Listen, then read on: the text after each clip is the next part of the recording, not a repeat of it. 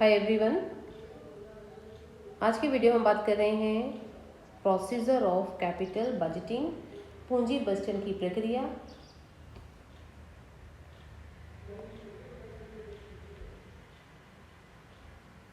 औद्योगिक जगत या व्यावसायिक जगत में पूंजीगत बजट बनाने की किसी प्रकार की कोई समान विधि नहीं है। ये डिपेंड करती है अलग अलग संस्थानों पर और अलग अलग विधियाँ उनमें बनाई जाती हैं। इसका एक कारण तो यह है कि समान विधि कोई भी एक नहीं है, और दूसरा हम ये कह सकते हैं कि उत्पादन संस्थान वे उनकी परियोजना की प्रकृति दोनों में भिन्नता होती है। कोई किस प्रकार से कोई विधि अपनाता है, कोई कैसी विधि अपनाता है। तो सामान्यतः जो व्यवसायिक और औद्योगिक संस्था में पूंजीगत बचत बचाने की जो प्रक्रिया है वो इस प्रकार से हम कह सकते हैं। फर्स्ट है ओरिजिन ऑफ इन्वेस्टमेंट प्रपोजल्स, विनियोग प्रस्तावों का उद्गम।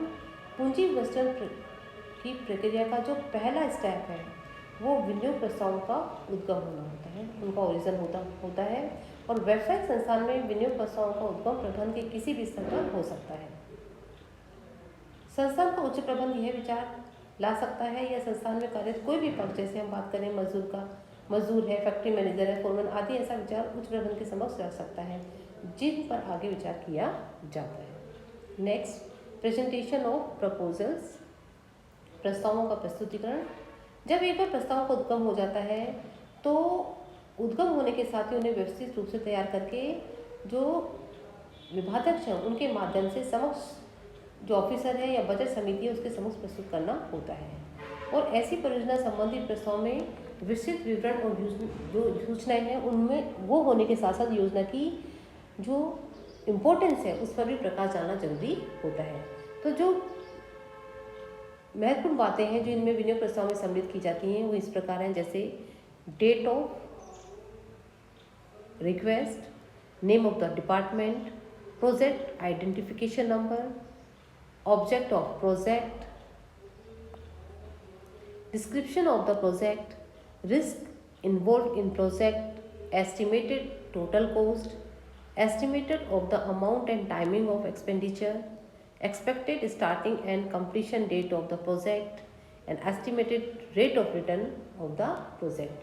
तो ये कुछ बातें हैं जो इसमें सम्मिलित की जाती हैं, चाहे प्रस्ताव की बनाने की तारीख है, उसकी पहचान संख्या है, उसका विवरण, परियोजना का विवरण है, उद्देश्य है, जोखिम है, परियोजना की अवधि है, संभावित जो लागत है, या परियोजना व्यय का समयानुसार विवरण, परियोजना से संबंधित आय, परियोजना से सुविधाएं, परियोजना पर आर्थिक विनियोग या उसका औचित्य। तो इन सभी जो योजनाएं हैं, सूचनाएं हैं, उनके अतिरिक्त भी परियोजना से संबंधित अन्य सूचनाओं को सम्मिलित करना भी चाहिए। और प्रस्ताव से संबंधित सभी सूचनाओं से प्रस्ताव करने पर विचार में क्या होती है, सुविधा मिल जाती है। तो ये बहुत जरूरी है कि प्रस्ताव का प्रस्तुतिकरण सही ढंग से किया जाए। नेक्स्ट, स्क्रीनिंग ऑफ प्रपोजल्स, प्रस्ताव की जांच। विभागों से प्रस्ताव जब उच्च प्रबंधों को प्राप्त हो जाता है तो बजट समिति की सहायता से प्रस्तावों का बहुत ही गहनता से जांच की जाती है, और यह जांच मापदंडों के आधार पर प्रस्ताव के अनुकूल और प्रतिकूल, एडवर्स, उसके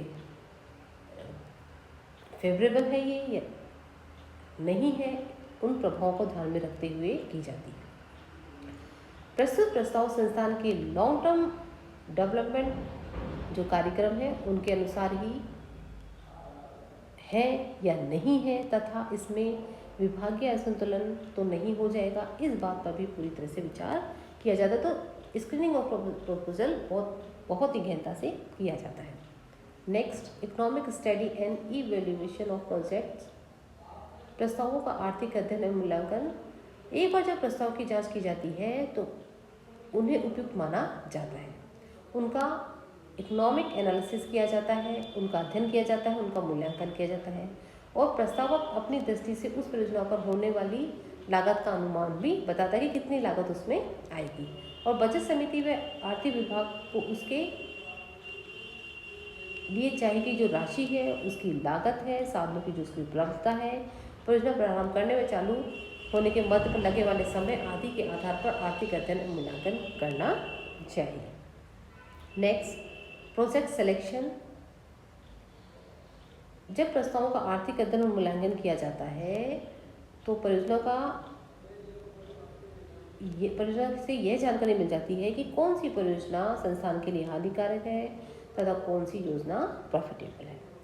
इसके बाद संस्थान के जो उच्च प्रबंधक हैं उनके द्वारा अपने संस्थानों को ध्यान में रखते हुए पूर्व निर्धारित प्राथमिकताओं के आधार पर परियोजना का चयन किया जाता है और जो ये प्राथमिकताएं हैं वे अपूर्ण परियोजना को पूरा करने,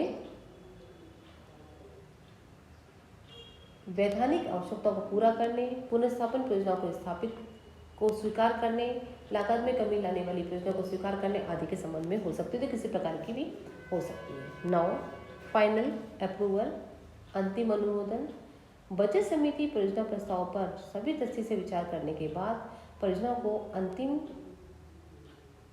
अप्रूवल के लिए उच्च स्तरीय प्रबंधक के पास अपनी रिकमेंडेशन के साथ प्रस्तुत करती है और उच्च स्तरीय मैनेजमेंट है वो इसे अपने सर्वोच्च स्तंभ संचालक मंडल की बैठक में रखता है और संचालक मंडल प्रोजेक्ट की अनिवार्यता, लाभप्रदता और वित्तीय संसाधन को ध्यान में रखते हुए परियोजना को अपनी स्वीकृति प्रदान करता है।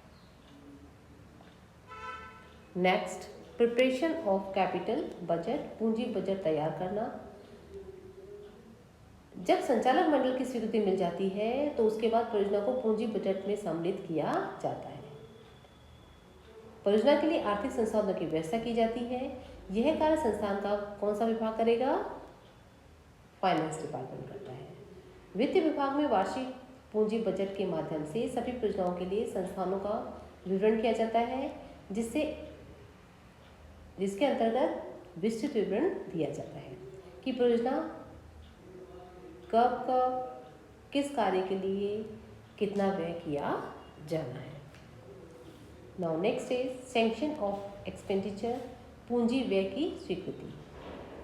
फाइनेंस डिपार्टमेंट द्वारा वार्षिक पूंजी बजट व्यय बजट का निर्माण करने के बाद परियोजनाओं के विभागाध्यक्ष को इस बात के लिए अधिकृत किया जाता है कि वे अपने विभाग के लिए स्वीकृत विशिष्ट योजना पर इस वर्ष में निर्धारित राशि खर्च कर सकते हैं। नेक्स्ट, प्रोजेक्ट एग्जीक्यूशन, परियोजना का क्रियान्वयन। विभागाध्यक्ष परियोजना पर खर्च करने की स्वीकृति प्राप्त होने के बाद क्रियान्वयन की कार्रवाई शुरू कर देता है। इसके लिए परियोजना को विभिन्न चरणों में डिवाइड किया जाता है कि पहले क्या करना है, उसके बाद क्या किया जाना चाहिए, क्या निर्धारण किया जाता है। उसी आधार पर कार्य प्रारंभ करके उस पर वास्तविक व्यय किया जाता है। इन लास्ट इज कंट्रोल, परियोजना पर कार्य प्रारंभ होने के साथ ही कंट्रोल का कार्यक्रम भी शुरू हो जाता है। नियंत्रण में निरीक्षण व आकस्मिक जांच सम्मिलित की जाती है और साथ ही लागत नियंत्रण एवं वास्तविक व्ययों की तुलना भी की जाती है। अगर कोई अंतर आता है, कोई डेविएशन आता है, कोई विचरण आता है, उसकी जानकारी की जाती है और उसके कारणों का पता भी लगाया जाता है और आवश्यकता होने पर प्रभावी कदम उठाए जाते हैं, प्रभावों में संशोधन किया जाता है तथा लागत नियंत्रण के लिए आवश्यक कदम उठाए जाते हैं। तो ये कैपिटल बजटिंग की प्रक्रिया है।